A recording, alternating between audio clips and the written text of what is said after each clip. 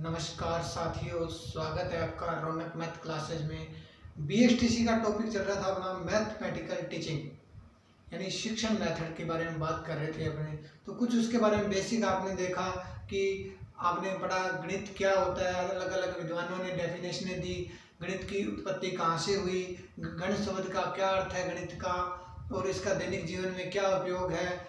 और आपने पढ़ा कि जो गणित शिक्षण का जो इतिहास है उसको कितने कालों में विभक्त किया गया है। जैसे 5 कालों में विभक्त किया गया था: आदिकाल, पूर्व मध्यकाल, फिर मध्यकाल, फिर उत्तर मध्यकाल, फिर वर्तमान काल। ये आपने इसके बारे में पढ़ा, और कौन से विद्वान कौन से समय में आए, उन्होंने कौन से ग्रंथ लिखे। और आज अपना टॉपिक रहेगा कि जो गणित शिक्षण के जो सिद्धांत है उनके रचयिता और उनके ग्रंथ के बारे में बताएंगे आज आपको कि उनके जो ग्रंथ लिखे गए वो किस टाइप से लिखे गए, किसने लिखे, और उनके अंदर क्या क्या पोजीशन होती है उनकी, तो वो देखेंगे अपने।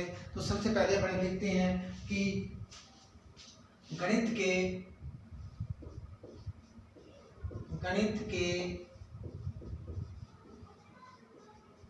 प्रमुख ग्रंथ एवं सिद्धांत व उनके रचयिता, मतलब किन ग्रंथों को किसने लिखा, उनके रचयिता के बारे में बात करेंगे अपने। तो सबसे पहले जो है आपके पास वो है गणित के जो है, एक बात करते हैं अपने सबसे पहले सिद्धांत शिरोमणि की। सिद्धांत शिरोमणि, इसके बारे में बात करते हैं। ये एक ग्रंथ था सिद्धांत शिरोमणि। तो ये किसने लिखा? ये लिखा भास्कराचार्य ने, और इसके अंदर 4 अध्याय थे। इसके वो अध्याय थे लीलावती, बीजगणित, गोलाध्याय और गृहगणित। तो ये question last BSTC first year के अंदर एनुअल एग्जाम में पूछा हुआ है कि जो आपके सिद्धांत शिरोमणि के जो रचयिता है वो कौन है। तो ऑप्शन आया था इसके अंदर भास्कराचार्य द्वितीय, भास्कराचार्य प्रथम, आर्यभट्ट, ब्राह्मणीर, तो ऐसे ऑप्शन दिए हुए थे। तो जो सिद्धांत शिरोमणि है, जो उसके रचयिता है वो तो है भास्कराचार्य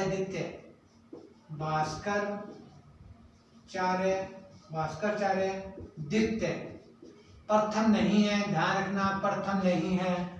अब बात करते हैं इसके अंदर, इसके 4 अध्याय हैं, 4 अध्याय। तो अध्यायों की बात करें तो उसके अंदर जो है एक तो है बीजगणित, एक है लीलावती, एक है आपके पास गृहगणित, और एक है इसमें गोलाध्याय। तो लास्ट ईयर जैसे क्वेश्चन आया तो वो पूछ सकता है ग्रंथ के लिए, इसलिए मैंने ये टॉपिक उठाया कि आपके जो ग्रंथ है उनके रचयिता आपको पता होना चाहिए। नेक्स्ट भी ये क्वेश्चन रिपीट हो सकते हैं, तो ऐसा क्वेश्चन बन सकता है।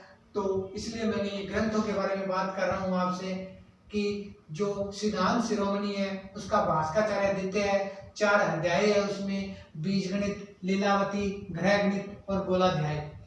तो अब इसके बाद में अपने बात करेंगे सिद्धांत शिरोमणि के बाद में बात करते हैं त्रिशतिका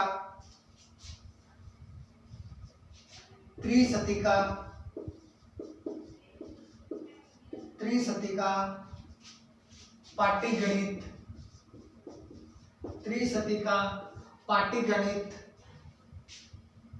नवशतिका, ये किसने लिखी?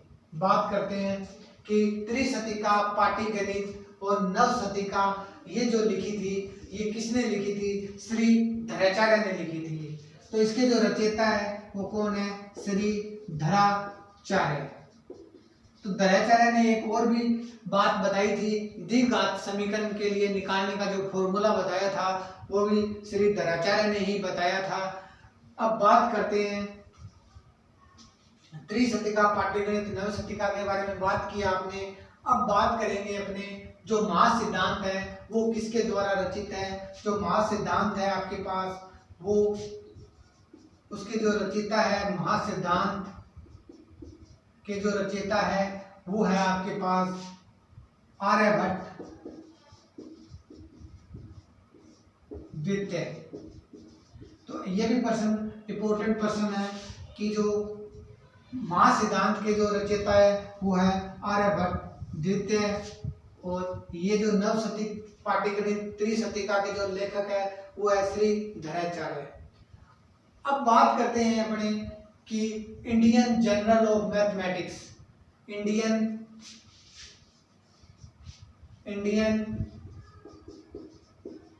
Journal of mathematics, Indian journal of mathematics के जो रचयिता है आपके पास वो कौन है, वो है बी.एन. प्रसाद, बी.एन. प्रसाद। तो ये आपको मैंने सिद्धांत बताए, किसका सिद्धांत दिया, किसने दिया, वेरी मोस्ट इंपॉर्टेंट टॉपिक है आज का। तो please take screenshot.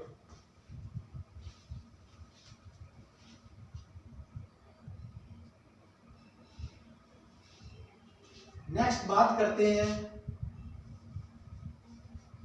Elements.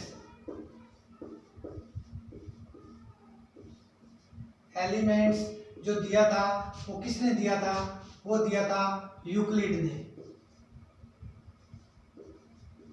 Euclid एक वैज्ञानिक था, उसने एलिमेंट्स दिए थे कि एक एलिमेंट्स लिखा था उसने ग्रंथ, वो था यूक्लिड का।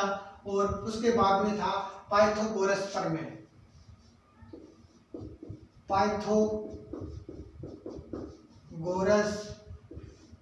प्रमेय ये किसके द्वारा लिखा गया था, ये लिखा गया था पाइथागोरस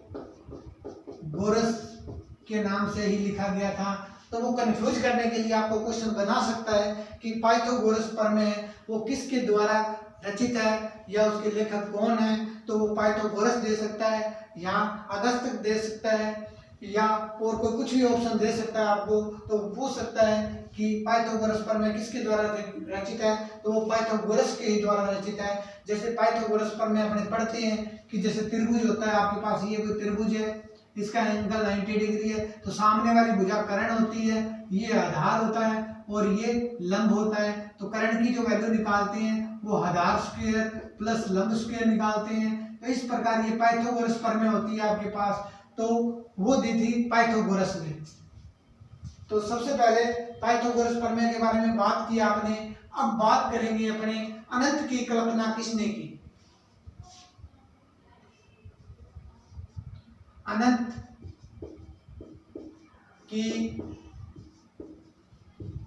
कल्पना किसने की और प्रिज्म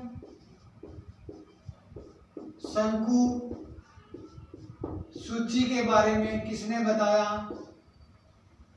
एक आपको जो गुणोत्तर स्तंभ ज्ञात करने की विधि, स्तंभ ज्ञात करने की विधि किसने दी, स्तंभ ज्ञात करने की विधि और गुणोत्तर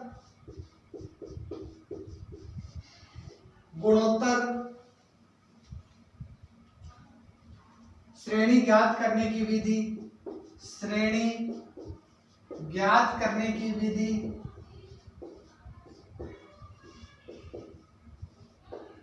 गुणोत्तर श्रेणी ज्ञात करने की विधि, ये जो चारों ही बातें हैं ये एक ही वैज्ञानिक ने दी। किसने दी थी, वो दी थी ब्रह्मगुप्त ने। तो अपन लिख सकते हैं कि इस टाइप से इसको, अगर ये चारों ही बातें बताई, ये बताई थी ब्रह्मगुप्त।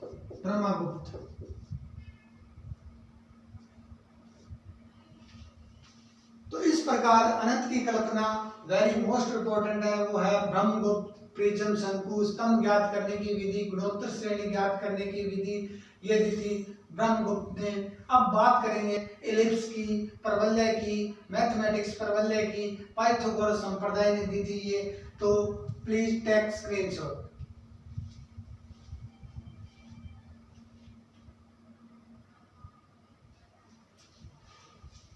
नेक्स्ट बात करते हैं अपने कि जो इलिप्स है आपके पास, एक इलिप्स होता है आपके पास, एक परवलय होता है आपके पास, और एक होता है आपके पास मैथमेटिक्स परवलय।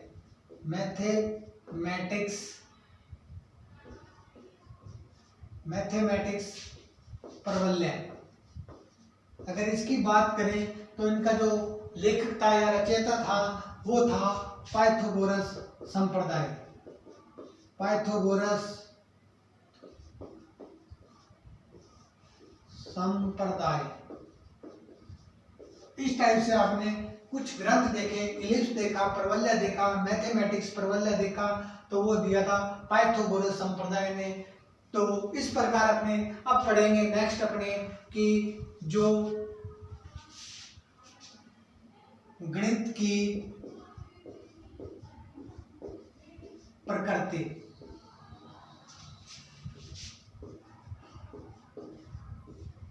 यानी मैथ की जो नेचर होती है वो कैसी होती है, तो उसके बारे में अपने डिस्कस करेंगे।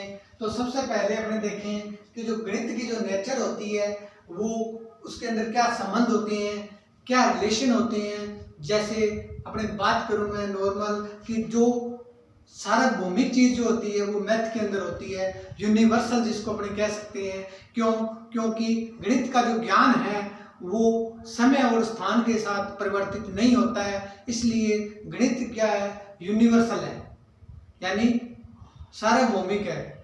क्योंकि जहां भी जाएं अपने, चाहे आप यहाँ से किसी दूसरे में जाइए शहर के अंदर, तो भी वो मैथ का जो ज्ञान है आपके पास वो सेम रहता है, यानी परिवर्तित नहीं होता है। कि यहाँ जाएंगे तो 2 और 2 4 होते हैं, कहीं आप बाहर जाओगे तो 2 और 2 4 5 नहीं हो सकते, वो 4 ही रहेंगे। तो समय और स्थान के साथ इसका परिवर्तन नहीं होता है, इसलिए यूनिवर्सल है। तो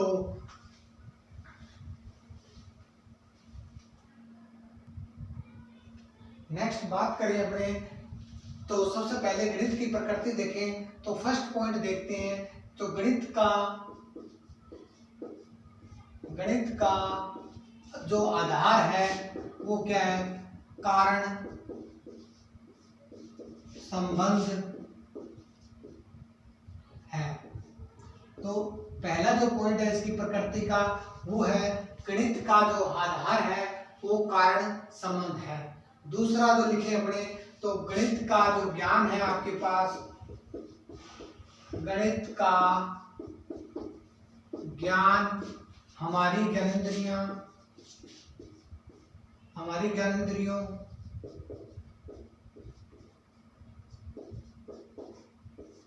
ज्ञानेंद्रियों से प्राप्त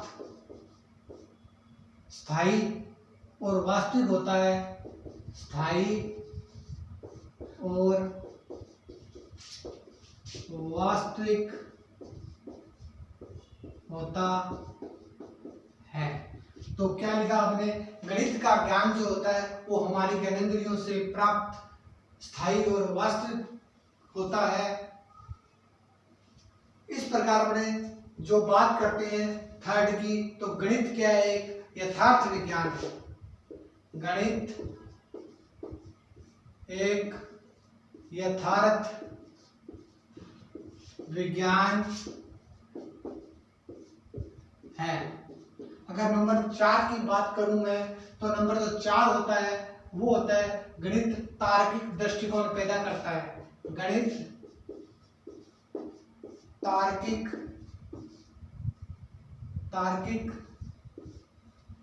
दृष्टिकोण पैदा करता है। तीसरी बात लिख सकते हैं अपने, पांचवी बात लिख सकते हैं, गणित का जो ज्ञान होता है वो क्रमबद्ध होता है। गणित का ज्ञान शुद्ध व क्रमबद्ध होता है। गणित का ज्ञान शुद्ध व क्रमबद्ध होता है। नेक्स्ट लिखा जा सकता है जो गणित का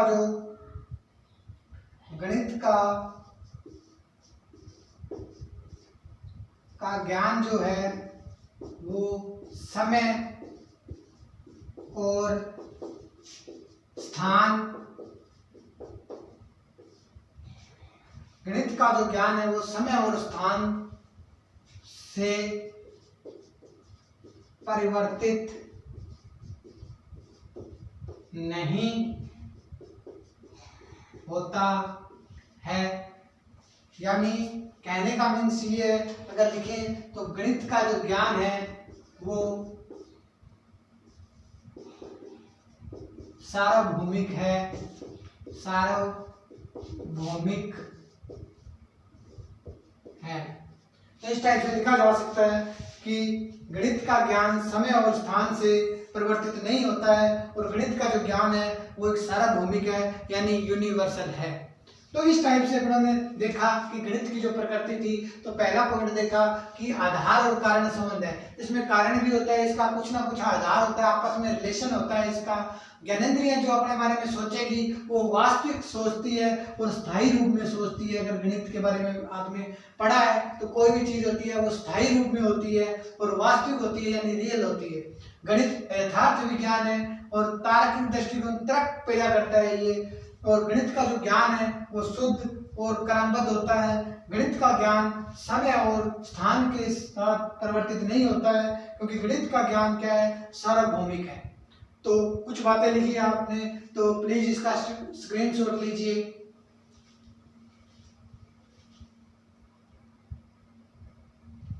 नेक्स्ट बात करते हैं अपने कि नेक्स्ट पॉइंट जो है 7वां, वो आपके पास है गणित का जीवन से घनिष्ठ संबंध होता है।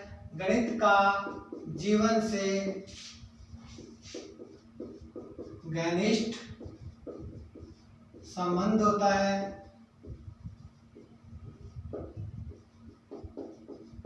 जीवन के लिए, जीने के लिए गणित बहुत ज्यादा जरूरी है। तभी तो कोठारी आयोग ने कहा था 1 से लेकर 10वीं तक बच्चों को मैथ पढ़ाई जानी चाहिए।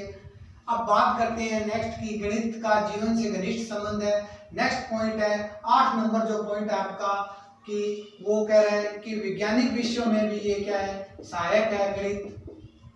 गणित वैज्ञानिक दृष्टिकोण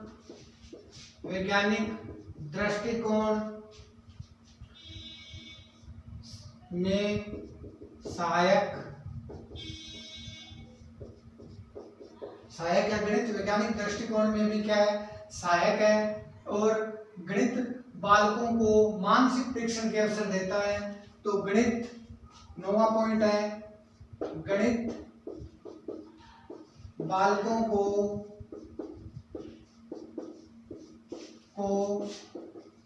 मानसिक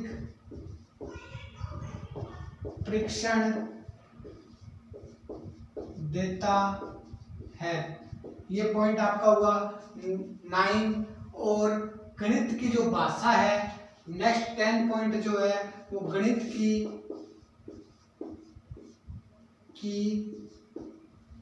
भाषा व लिपि अलग अलग है। यानी अलग अलग होती है भाषा या लिपि इसकी। अगर बात करें नेक्स्ट की, तो गणित की भाषा, संकेत, चिन्ह सार्वभौमिक होते हैं। गणित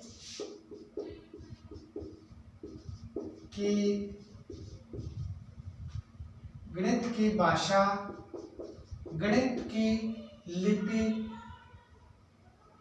गणित की भाषा, चिन्ह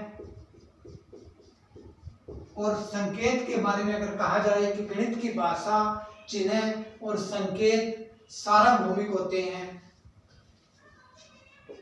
आदि सार्वभौमिक होते हैं। मतलब कहने का मीन्स ये है कि भाषा होगी, चिन्ह होगी और संकेत होंगे, अगर प्लस का चिन्ह है तो सारा भौमिक है प्लस ही रहेगा, माइनस है तो वो माइनस ही रहेगा, गुणा है तो वो गुणा रहेगा। जो चिन्ह दिए गए, जो भाषा दी गई वो सारा भौमिक होती है। और गणित की जो अपनी एक अलग लिपि होती है, गणित की अपनी अलग लिपि है।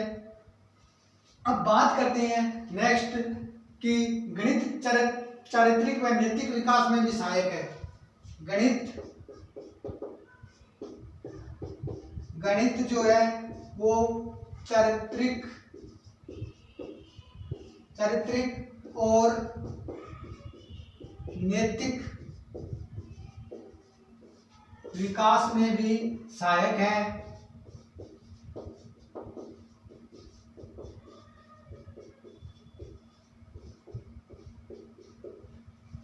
गणित चारित्रिक और नैतिक विकास में भी सहायक है। तो हमने 5 इसकी जो 12 बातें हैं वो गणित के बारे में पढ़ा कि उसकी प्रकृति क्या, गणित के साथ क्या रिलेशन होता है, कि जीवन से घनिष्ठ संबंध है, वैज्ञानिक दृष्टिकोण पैदा करता है, उसकी भाषा और लिपि अलग है, गणित बालकों को मानसिक परीक्षण देता है, गणित की भाषा, चिन्ह, संकेत आदि सार्वभौमिक होते हैं और उसका चारित्रिक और नैतिक विकास में भी ये सहायक है, क्योंकि जो बच्चों का चारित्रिक विकास करती है और नैतिक विकास करती है मैथ यानी गणित।